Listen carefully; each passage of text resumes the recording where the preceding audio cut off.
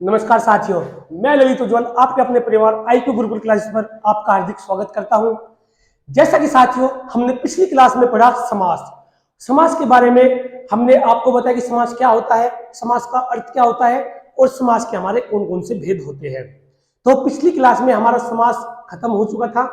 आज जो हम स्टार्ट करेंगे वो करेंगे आज हम संज्ञा। और संज्ञा आज हम स्टार्ट करेंगे संज्ञा।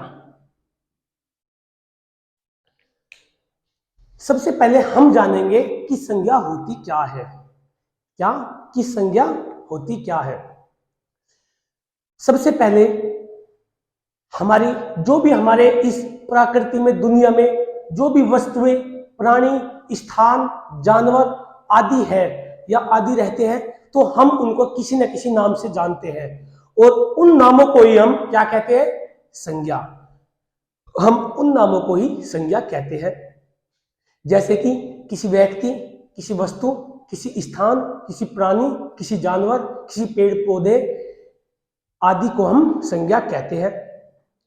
संज्ञा जो है वो हमारी दो पार्ट में डिवाइड होती है। संज्ञा के हमारे दो भाग होते हैं।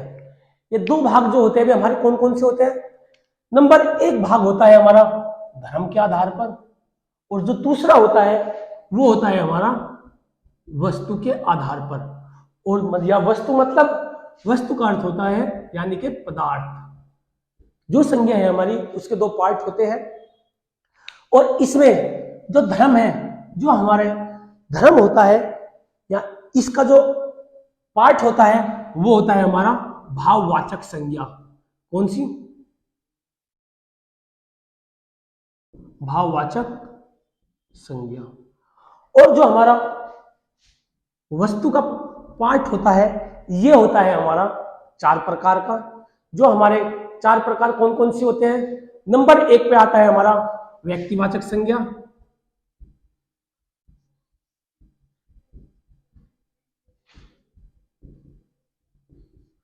और जो नंबर दो होता है वो होता है हमारा जातिवाचक संज्ञा। कौन सा होता है? वो होता है हमारा जातिवाचक संज्ञा। और जो नंबर तीन होता है वो होता है हमारा समूहवाचक संज्ञा। कौन सा होता है? वो होता है हमारा समूहवाचक संज्ञा।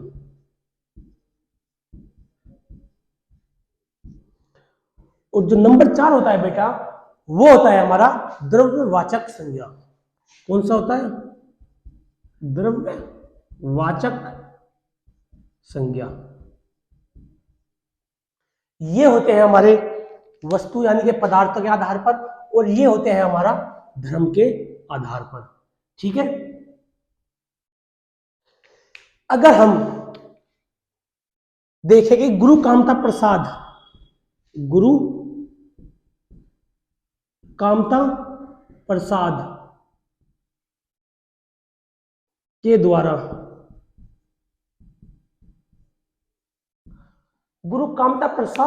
के द्वारा संज्ञा को कितने पार्ट बताया गया है? संज्ञा के कितने भाग बताए गए हैं? संज्ञा के तीन भाग। कितने? तीन भागों में डिवाइड किया गया है। कौन कौन से है वे? नंबर एक आता है हमारा व्यक्तिवाचक संज्ञा। कौन सा? नंबर एक आता है हमारा व्यक्तिवाचक संज्ञा। जो नंबर दो आता है वो आता है हमारा जातिवाचक संज्ञा।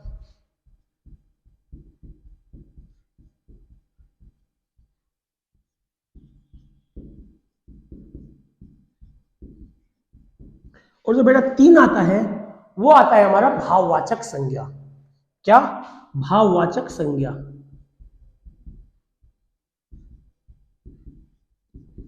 तो जो ये है ये हमारे गुरु कामता प्रसाद जी के द्वारा तीन भागों में संज्ञा को बताया गया है। परंतु संज्ञा को हम कितने पार्ट में पढ़ते हैं? संज्ञा को हम 5 भागों में पढ़ते हैं। अगर हमारा एग्जाम में आ जाए कि संज्ञा के कितने भेद होते हैं और उसमें ऑप्शन 5 भी हो और ऑप्शन 3 भी हो तो हम किस पे टिक करेंगे? हम करेंगे ऑप्शन 5 में। ठीक है। तो ये होते हैं हमारे संज्ञा के भेद। अब हम पढ़ेंगे कि संज्ञा जो है वो हमारा विकारी शब्द है या अविकारी शब्द है। जो संज्ञा है हमारा, ये हमारा क्या है, ये हमारा है, जो हमारी संज्ञा है ये हमारा क्या होता है, विकारी होता है या अविकारी होता है। संज्ञा जो होता है ये हमारा विकारी शब्द होता है। क्या होता है, ये हमारा विकारी शब्द होता है। और हम जानेंगे कि विकारी शब्द होता क्या है, यानी कि विकारी शब्द किसको कहते हैं। विकारी शब्द उन्हें कहते हैं जिन शब्दों का, ऐसे शब्द जिनका स्वरूप क्या, कि ऐसे शब्द जिनका स्वरूप लिंग, वचन, कारक आदि के कारण परिवर्तित होता है। क्या, कि ऐसे शब्द जिनका स्वरूप लिंग, वचन, कारक, कहीं का क्या बोला मैंने बोला लिंग, वचन और कारक, ऐसे शब्द जिनका स्वरूप लिंग के आधार पर, वचन के आधार पर और कारक के आधार पर परिवर्तित होता है, उन्हें हम क्या कहते हैं, उन्हें हम विकारी शब्द कहते हैं। क्या कहते हैं, उन्हें हम विकारी शब्द कहते हैं। अविकारी शब्द फिर क्या होते हैं, अविकारी शब्द वे होते हैं कि ऐसे शब्द जिनका स्वरूप लिंग, वचन, कारक आदि के आधार पर परिवर्तित नहीं होता हो, हम उन्हें कहते हैं अविकारी शब्द। और जो हमारे विकारी शब्द होते हैं ये कौन से होते हैं, ये हमारे होते हैं संज्ञा होती है। जो हमारा विकारी शब्द होता है संज्ञा, सर्वनाम, विशेषण और हमारा क्या होता है, और हमारा होती है क्रिया। क्या, संज्ञा, सर्वनाम, विशेषण और क्रिया, ये हमारे विकारी शब्द होते हैं। और जो अविकारी शब्द होते हैं, वे क्या होते हैं, जो हमारे अविकारी शब्द होते हैं वो कौन सा होता है, वो होता है हमारा अव्यय। क्या होता है, वो होता है हमारा अव्यय। अव्यय को ही हम अविकारी शब्द कहते हैं और विकारी शब्द को कहते हैं हम संज्ञा, सर्वनाम, विशेषण, क्रिया। तो ये थे हमारे संज्ञा का एक तरह से प्रारूप। अब हम पढ़ते हैं स्टार्टिंग से। तो आशा है बेटा कि आपको समझ में आया होगा। अब हम इसे देखते हैं शुरू से।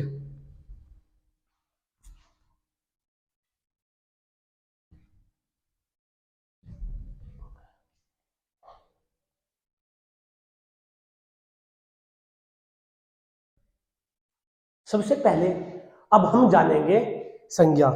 जो संज्ञा है उसमें किसी न किसी शब्द से मिलकर बने होते हैं, या जिनका नाम होता है वे भी किसी न किसी शब्द से मिलकर बने होते हैं। तो सबसे पहले हम जानेंगे शब्द, यानी कि शब्द जो है वो किसे कहते हैं। शब्द किसे कहते हैं, शब्द कहते हैं वर्णों के सार्थक समूह को। क्या कहते हैं, वर्णों के सार्थक समूह को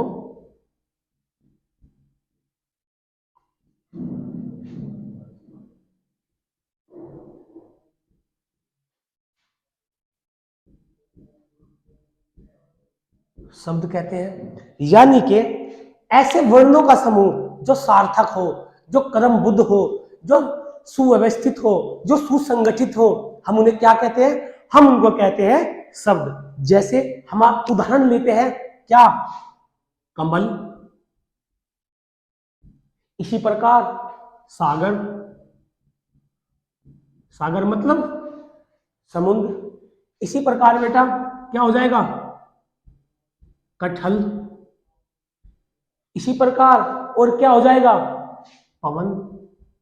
ये सब क्या है, ये सब हमारे शब्द है। और शब्द कैसे है, ऐसे शब्द जो क्रम में हो, जो क्या में हो, समूह में जो सार्थक हो, यानी कि इनसे कोई एक अर्थपूर्ण वाक्य बनता हो, तो इन्हें हम क्या कहते हैं, इन्हें हम शब्द कहते हैं।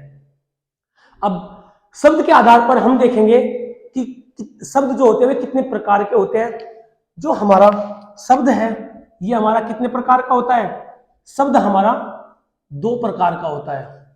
कहीं क्या, यानी कि शब्द के जो हमारे भेद होते हैं वे दो प्रकार के भेद होते हैं। कौन कौन से भेद होते हैं, नंबर एक हमारा भेद होता है बेटा विकारी शब्द। क्या, विकारी शब्द।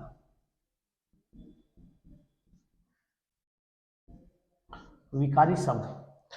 विकारी शब्द किसे कहते हैं?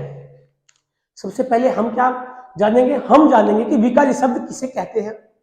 विकारी शब्द ऐसे होते हैं क्या कि ऐसे शब्द जिनका स्वरूप लिंग वचन कारक के आधार पर परिवर्तन नहीं होता हो, हम उन्हें विकारी शब्द कहते हैं। जैसे ऐसे शब्द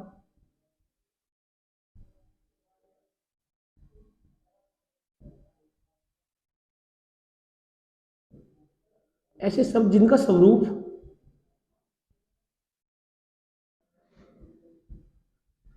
लिंग वचन कारक के आधार पर लिंग वचन कारक के आधार पर क्या लिंग वचन कारक के आधार पर परिवर्तन नहीं होता हो, या लिंग वचन कारक आदि के कारण क्या आदि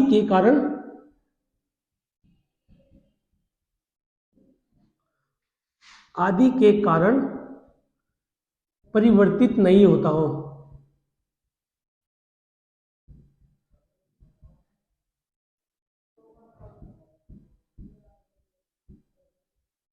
उसे हम क्या कहते हैं? उसे हम बेटा कहते हैं विकारी शब्द। और जो विकारी शब्द का उदाहरण होगा वे कौन सा होगा? जो इसके उदाहरण होंगे, यानी कि जो हमारे विकारी शब्द होते हैं, विकारी शब्द हमारे कौन कौन से होते हैं? जैसे कि हमारा पहला ही उदाहरण हो जाएगा क्या, जो हम पढ़ रहे हैं, क्या? संज्ञा।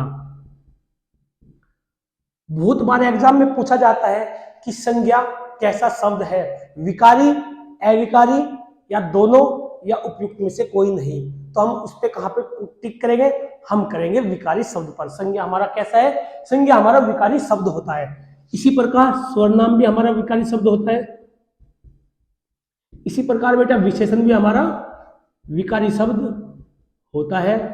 और जो नंबर 4 उदाहरण है वो हो जाएगा हमारा क्रिया। क्या हो जाएगा? क्रिया भी हमारा विकारी शब्द होता है। तो ये क्या है? ये हमारे विकारी शब्द होते हैं। इसी प्रकार जो दूसरा होता है, दो शब्द का जो दूसरा भाग होता है वो होता है अविकारी शब्द। क्या होता है? वो होता है अविकारी शब्द। और सबसे पहले हम इसी के आधार पर जानेंगे कि हमारा अविकारी शब्द कौन सा होता है। क्या कि हमारा अविकारी शब्द कौन कौन से होते हैं? जैसा इसमें था कि ऐसे शब्द जिनका स्वरूप लिंग, लिंग से क्या तात्पर्य है कि ये स्त्रीलिंग है या पुरुषलिंग है या उभयलिंग है। इसी प्रकार वचन, वचन देखेंगे कि क्या एक वचन है या बहुवचन है। इसी प्रकार बेटा हम देखेंगे कारक, इसमें कारक कौन सा है। कारक हमारे कितने प्रकार के होते हैं? ठीक है, कौन सा कारक है? कर्ता है, कर्म है, करण है, संबंध है, अधिकरण है, कौन सा कारक है इसमें? तो इनके आधार पर अगर इसमें हम चेंज करें और उसमें परिवर्तन ना हो तो हम उसे क्या कहते हैं? हम उसे कहते हैं क्या? विकारी शब्द। इसमें परिवर्तन होता है, परिवर्तन होता है, हम उसे क्या कहते हैं? हम उसे कहते हैं विकारी शब्द। यानी कि इसमें विकार हो रहा है, यानी कि इसमें परिवर्तन हो रहा है। विकार से ही तात्पर्य आपको मैंने संधि में पढ़ाया था कि जब दो वर्णों के मेल से उत्पन्न विकार को क्या कहते हैं? हम संधि कहते हैं। तो इसी प्रकार बेटा वो विकार, विकार का अर्थ क्या होता है? विकार का अर्थ होता है हमारा परिवर्तन। क्या होता है? परिवर्तन, यानी कि बदलाव। बदलाव को हम क्या कहते हैं? बदलाव को हम परिवर्तन कहते हैं। और इन दोनों को हम क्या कहते हैं? इन दोनों को हम विकारी कहते हैं। यानी कि जिसमें विकार होता हो, ऐसे शब्द जिनका स्वरूप लिंग वचन कारक आदि के आधार पर परिवर्तित होता हो, उसे हम क्या कहते हैं? उसे हम विकारी शब्द कहते हैं। इसी प्रकार अविकारी शब्द, इसके शब्द से पहचान करने से ही पता लग रहा है कि इसमें परिवर्तन नहीं होता हो, इसमें परिवर्तन नहीं होता हो तो हम उसे क्या कहेंगे? अविकारी। यानी कि इसमें विकार नहीं हो रहा है, इसमें परिवर्तन नहीं हो रहा है, इसमें बेटा कोई भी बदलाव नहीं हो रहा है, तो हम इसे कहेंगे अविकारी शब्द। इसकी परिभाषा क्या हो जाएगी? इसकी परिभाषा हो जाएगी कि ऐसे शब्द जिनका स्वरूप जिनका स्वरूप लिंग, वचन और कारक आदि के कारण से, आदि के कारण परिवर्तन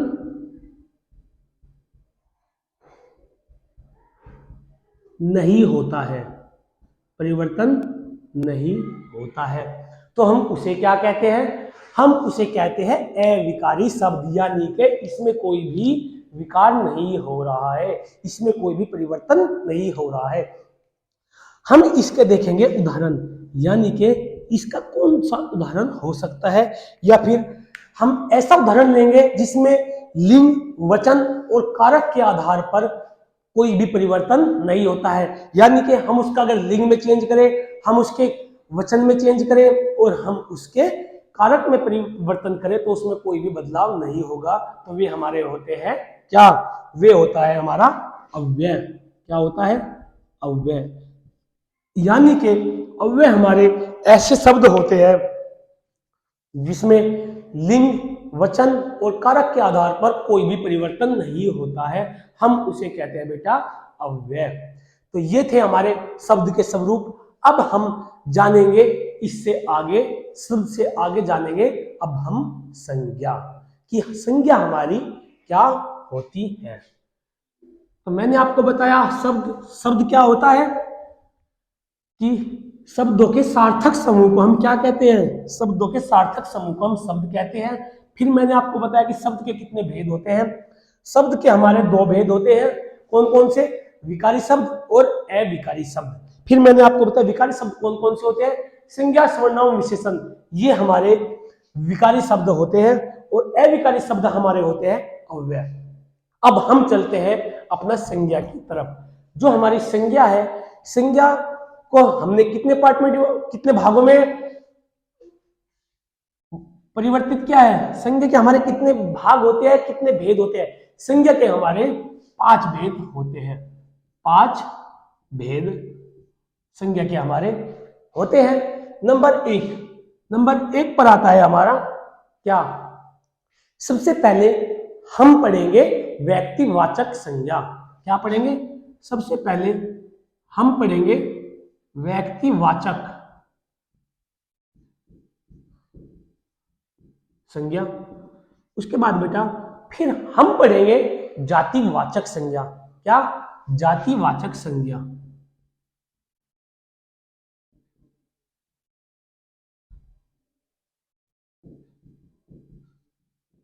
इसके बाद हम क्या पढ़ेंगे? इसके बाद हम पढ़ेंगे भाववाचक संज्ञा। क्या पढ़ेंगे? इसके बाद हम पढ़ेंगे भाववाचक संज्ञा।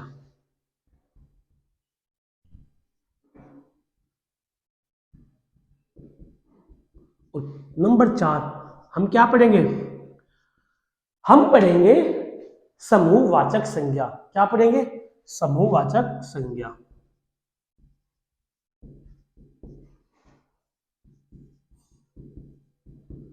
और फिर हम नंबर 5 पर हम क्या पढ़ेंगे? नंबर 5 पर हम पढ़ेंगे द्रव्यवाचक संज्ञा। क्या पढ़ेंगे? हम पढ़ेंगे द्रव्यवाचक संज्ञा। तो ये हमारे संज्ञा के भेद होते हैं। संज्ञा के हमारे कितने भेद होते हैं? संज्ञा के हमारे बेटा 5 भेद होते हैं। और ये 5 भेद कौन कौन से हैं? वे हैं हमारे व्यक्तिवाचक संज्ञा, फिर जातिवाचक संज्ञा, फिर हमारा भाववाचक संज्ञा, फिर हमारा समूहवाचक संज्ञा, और फिर लास्ट में आता है हमारा द्रव्यवाचक संज्ञा। ये हमारे संज्ञा के भेद होते हैं। अब सबसे पहले हम जानेंगे व्यक्तिवाचक संज्ञा। क्या जानेंगे? सबसे पहले हम पढ़ेंगे व्यक्तिवाचक संज्ञा। मैंने आपको संज्ञा बताना भूल गया कि संज्ञा किसे कहते हैं, कि इस सृष्टि में जो भी वस्तु, क्या? इस सृष्टि में जो भी वस्तु है, व्यक्ति है, जानवर है, स्थान है, प्राणी है आदि के सबके किसी न किसी के कुछ न कुछ नाम अवश्य होते हैं। उन नामों को ही हम क्या कहते हैं? उन नामों को ही हम संज्ञा कहते हैं। यानी कि जिसका भी हम नाम ले सकते हैं या जिसे भी हम नाम के आधार पर पहचान कर सकते हैं, उसे हम क्या कहते हैं? उसे हम बेटा संज्ञा कहते हैं। क्या?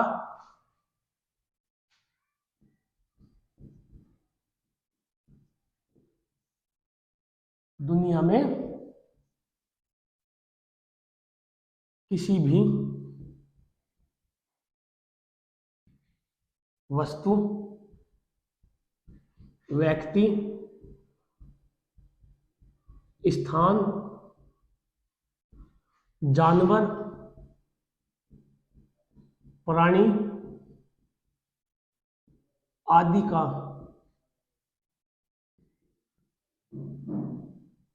कोई न कोई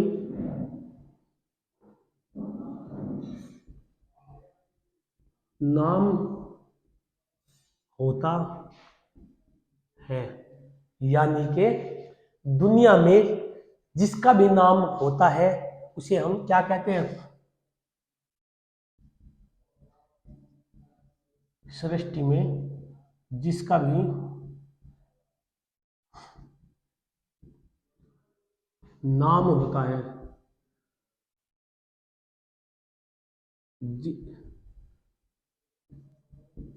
जिस वस्तु का भी नाम होता है, वस्तु का नाम होता है, उसे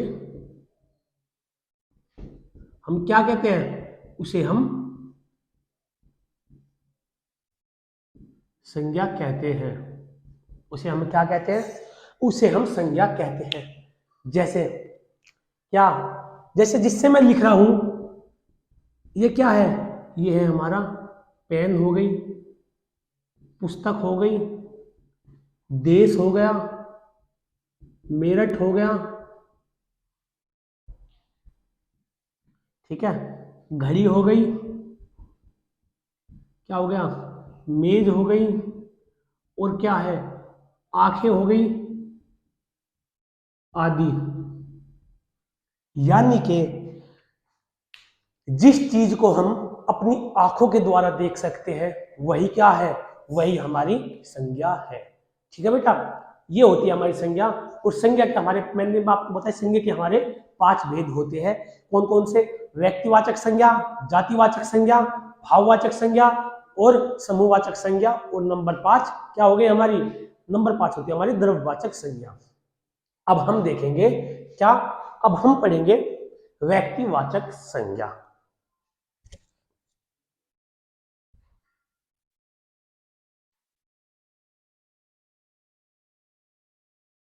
क्या पढ़ेंगे?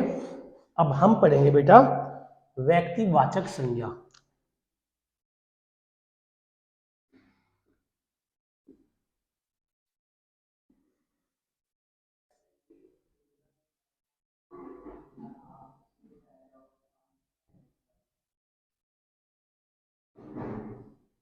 व्यक्तिवाचक संज्ञा, इसके जैसा कि हमें नाम से ही तात्पर्य होता है इसके कि व्यक्ति। जब हम किसी व्यक्ति के बारे में बात करते हैं तो वो व्यक्ति क्या होता है? हम वो एक व्यक्ति होता है। यानी कि वो एक व्यक्ति होता है। तो हम किसी एक व्यक्ति के बारे में जब बात करते हैं तो उसके जैसा कोई ना हो, यानी कि उस व्यक्ति के जैसा कोई ना हो। जब हम उसके गुण की बात करते हैं तो उसके जैसे गुण किसी में नहीं होते, उसके भाव किसी में नहीं होते उसके जैसे।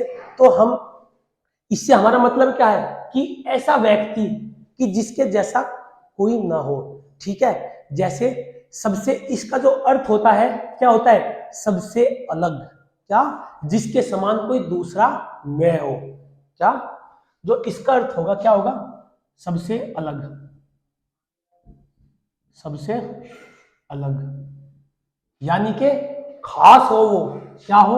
वो खास हो, वो विशेष हो, क्या हो? वो विशेष हो। और या फिर जिसके समान कोई दूसरा न हो, जिसके समान कोई, जिसके समान कोई दूसरा न हो। ऐसे को हम क्या कहते हैं? या ऐसे व्यक्ति, ऐसे श्रेणी के हम क्या कहते हैं? ऐसा को हम कहते हैं व्यक्तिवाचक संज्ञा। ठीक है, ऐसे तो व्यक्ति या कुछ भी हो हमारे कहीं में आते हैं, व्यक्ति हो, वस्तु हो, स्थान हो, जानवर हो, कुछ भी हो, वे हमारे कहीं में आते हैं, वे बेटा आते हैं हमारे व्यक्तिवाचक संज्ञा में, यानी कि जिसके जैसा कोई दूसरा ना हो। जब हम किसी एक पार्टिकुलर व्यक्ति के बारे में, किसी एक जानवर के, पेड़ के, पौधे के, पक्षी के, स्थान के, जानवर के, प्राणी के, किसी एक के बारे में बात करते हैं तो वो हमारा होता है व्यक्तिवाचक संज्ञा। जैसे हम इसका परिभाषा देखते हैं कि ऐसे किसी व्यक्ति, वस्तु, स्थान, दिन, त्योहार आदि नाम को जब हम आदि के नाम को हम क्या कहते हैं? आदि के नाम को हम व्यक्तिवाचक संज्ञा कहते हैं। क्या? ऐसे शब्द जिसके समान, ये ऐसे शब्द किसी व्यक्ति, वस्तु, क्या होगी इसकी परिभाषा? ऐसे शब्द जो किसी व्यक्ति, वस्तु, स्थान, जानवर, दिन, महीने,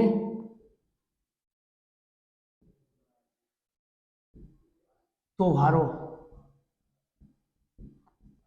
आदि के नाम का बोध कराते हो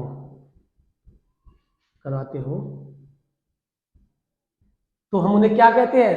तो हम उन्हें व्यक्तिवाचक संज्ञा कहते हैं। क्या कहते हैं? हम उन्हें व्यक्तिवाचक संज्ञा कहते हैं।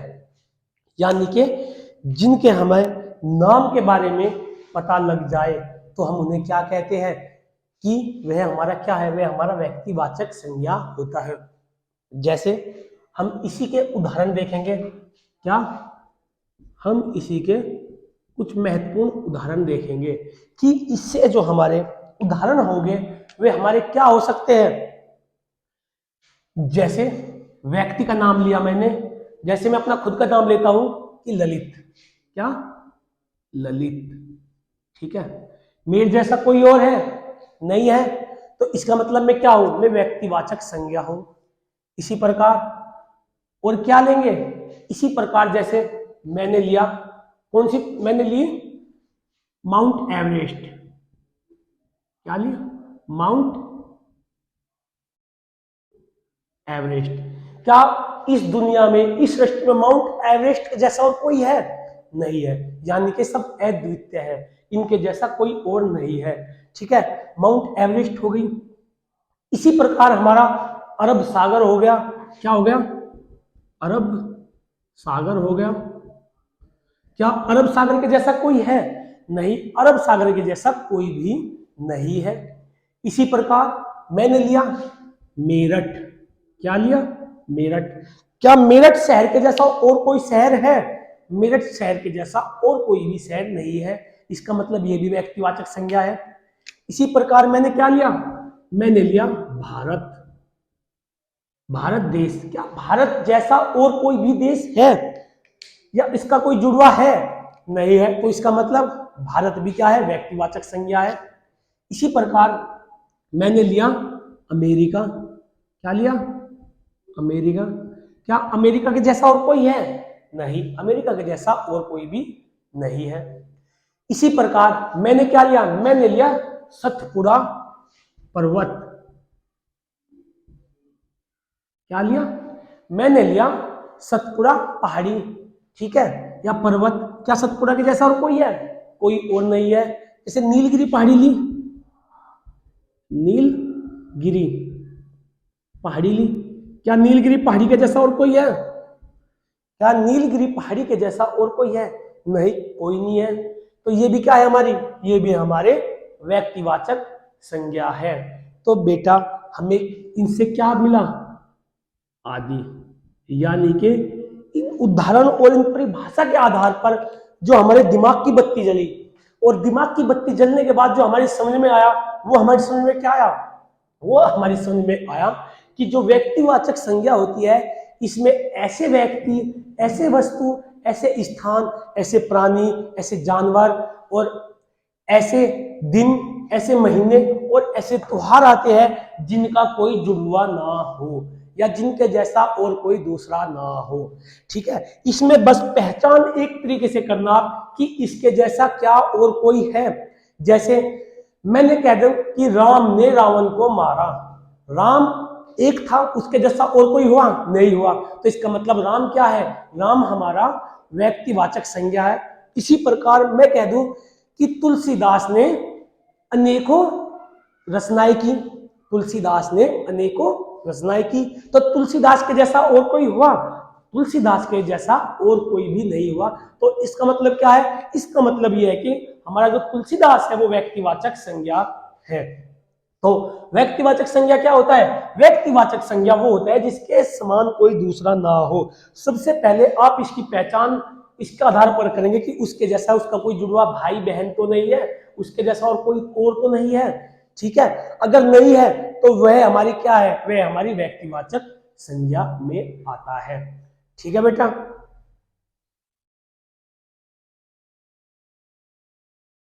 और अब हम पढ़ेंगे क्या, अब हम पढ़ेंगे बेटा जातिवाचक संज्ञा। क्या, जातिवाचक संज्ञा।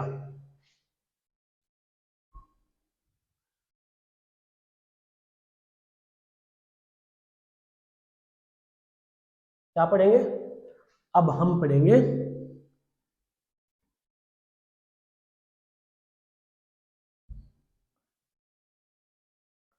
जातिवाचक संज्ञा।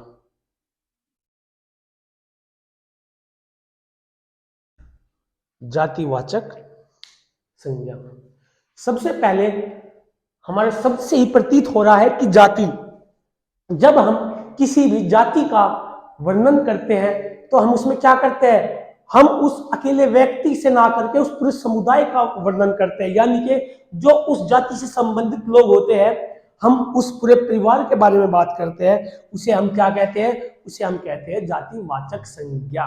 क्या कहते हैं, जातिवाचक संज्ञा। यानी कि ऐसे शब्द जिनसे क्या, ऐसे शब्द जिनसे एक जाति, प्राणी या वस्तुओं की पहचान होती हो। क्या, कि ऐसे शब्द जिनसे, ऐसे शब्द जिनसे क्या हो जाएगा, इसका हो जाएगी परिभाषा कि ऐसे शब्द जिनसे एक जाति के व्यक्ति, वस्तु, प्राणी, एक जाति के व्यक्ति, वस्तु, प्राणी और की पहचान का बोध हो, प्राणी आदि की पहचान का बोध कराते हो।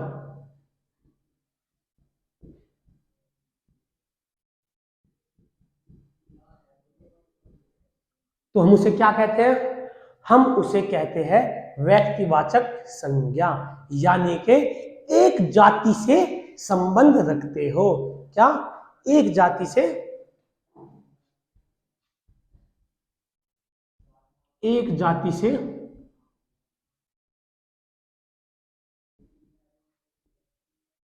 संबंध रखते हो तो हम उसे क्या कहते हैं, हम उसे कहते हैं जातिवाचक संज्ञा। व्यक्तिवाचक में हम बेटा क्या कर रहे थे, व्यक्तिवाचक में हम किसी एक व्यक्ति, किसी एक वस्तु, किसी एक स्थान, किसी एक प्राणी, किसी एक जानवर, किसी एक दिन, किसी एक महीना और किसी एक वर्ष और किसी एक त्योहार आदि के बारे में जो हम पहचान कराते थे, हम उसे कहते थे व्यक्तिवाचक संज्ञा। और जबकि जो हमारी दूसरे नंबर पे क्या है, दूसरे नंबर पे आता है हमारा जातिवाचक संज्ञा। यानी कि जाति, जाति जब हम किसी एक जाति यानी कि उस पूरी जाति के बारे में, उस पूरी वस्तु की जाति के बारे में, व्यक्ति की जाति के बारे में, वस्तु प्राणी की जाति के प्राणी की जाति के बारे में जब हम उसके पूरे शब्द का बोध का पहचान कराती हो, इनकी जाति का बोध कराती हो, तो हम उसे क्या कहते हैं? हम उसे कहते हैं जातिवाचक संज्ञा। ठीक है, जिसमें पूरी जाति का बोध कराती हो या जो एक जाति से संबंध रखता हो और उसी की हम पहचान कर रहे हो, तो हम उसे कहते हैं जातिवाचक संज्ञा। जैसे इसका उदाहरण हो जाएगा,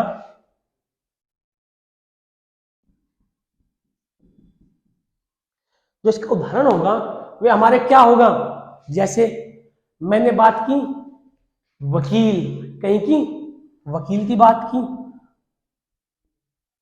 अब वकील कौन सा है, इसमें कोई नहीं, वकील से तात्पर्य है कि पूरी वकील जाति से। अगर मैं कह दूं कि रमेश एक वकील है या रमेश वकील है, तो तब क्या होगा, तब हो गया हमारा व्यक्तिवाचक संज्ञा। यानी कि यहाँ पे सिर्फ एक वकील की बात हो रही है, और वो वकील कौन है, वो वकील है हमारा रमेश। और रमेश कैसा है, रमेश सिर्फ एक है, यानी कि रमेश वकील के जैसा और कोई नहीं है। तो हम बात किसकी कर रहे हैं, हम रमेश वकील की कर रहे हैं, और इसीलिए वो हमारा कहाँ है, वो हमारा चला जाता है इसी प्रकार व्यक्तिवाचक संज्ञा में।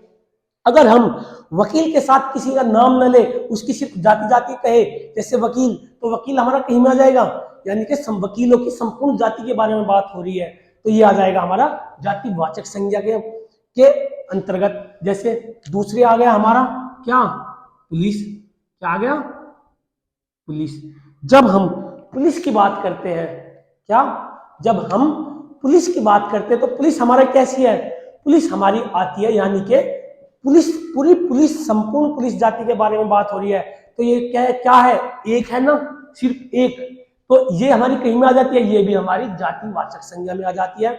इसी प्रकार हम बात करें मास्टर की, कहीं की मास्टर की बात करते हैं, यानी कि अध्यापक। और जो अध्यापक है ये हमारा कैसा है, ये भी हमारा जातिवाचक संज्ञा होती है।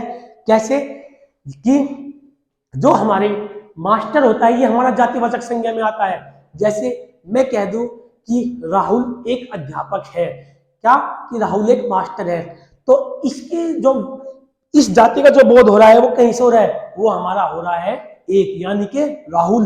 राहुल क्या है, वो मास्टर है, और कैसा है, उसके जैसा और कोई भी मास्टर नहीं है, यानी कि सिर्फ राहुल के बारे में बात हो रही है, तो वो हमारा कहीं में हो जाएगा, वो हमारा हो जाएगा व्यक्तिवाचक संज्ञा के बारे में। और इसी प्रकार अगर हम खाली मास्टर जाति के बारे में बात करें कि मास्टर कैसा शब्द है, जो मास्टर है वो आएगा हमारा जातिवाचक संज्ञा के अंतर्गत। इसी प्रकार बेटा जो हम तीसरा उदाहरण लेते हैं वो हमारा क्या हो जाएगा, जैसे भाई हो जाएगा। क्या हो जाएगा, भाई। बहन भी हो जाएगा, भाई बहन। जैसे हमारा मैं कह दूं कि सोहन ललित का भाई है। क्या, कि सोहन ललित का भाई है। किसका भाई है, ललित का, और उसके जैसा और कोई है नहीं। तो इसका मतलब क्या होगा, ये व्यक्तिवाचक में होगा कि उसके जैसा और कोई नहीं है। अगर मैं कह दूं कि ये सब मेरे भाई है, भाई और बहन, भाइयों, जैसे आपने देखा होगा कि जब हमारे प्रधानमंत्री नरेंद्र मोदी कुछ भी भाषण स्टार्ट करने से पहले क्या कहते हैं कि हे भाइयों और बहनों, क्या कहते हैं, हे भाइयों और बहनों, यानी कि वे संपूर्ण भाइयों और बहनों की जाति को संबोधित कर रहे हैं। किसको, संपूर्ण भाइयों और बहनों की जाति को संबोधित करते हैं। तो वे क्या कहीं में आ जाता है, यानी वे पूरी जाति को संबोधित करते हैं। किसकी जाति को, भाइयों और बहनों की जाति को। तो इसी प्रकार जो भाई बहन कहीं पर आ जाता है, ये आ जाता है बेटा हमारा जातिवाचक संज्ञा के अंतर्गत। इसी प्रकार हम अगला उदाहरण लेते हैं। जैसे हमारा अगला उदाहरण है पुस्तक। क्या, पुस्तक। पुस्तक हमारा क्या है शब्द है, पुस्तक, यानी कि हमें नहीं पता कि कौन सी पुस्तक के बारे में बात कर रहे हैं। तो इस पुस्तक से हमें क्या तात्पर्य हुआ, इस पुस्तक से जो हमें तात्पर्य हो रहा है वो हो रहा है पूरी पुस्तक जाति से। क्या, संपूर्ण पुस्तक जाति से इससे जो तात्पर्य है हमें हो रहा है। तो इसका मतलब कोई एक पुस्तक की बात नहीं कर रहे हैं, यहाँ पे पूरी जाति की बात कर रहे हैं, पुस्तकों की पूरी जाति की बात कर रहे हैं। तो इसका मतलब ये पुस्तक भी क्या हो जाएगा, ये हमारा हो जाएगा जातिवाचक संज्ञा। अगर मैं आपसे कहूं क्या कि तुलसीदास ने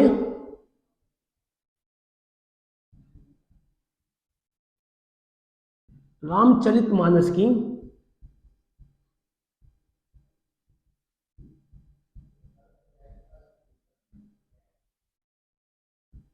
रचना की। क्या? कि तुलसीदास ने रामचरितमानस की रचना की।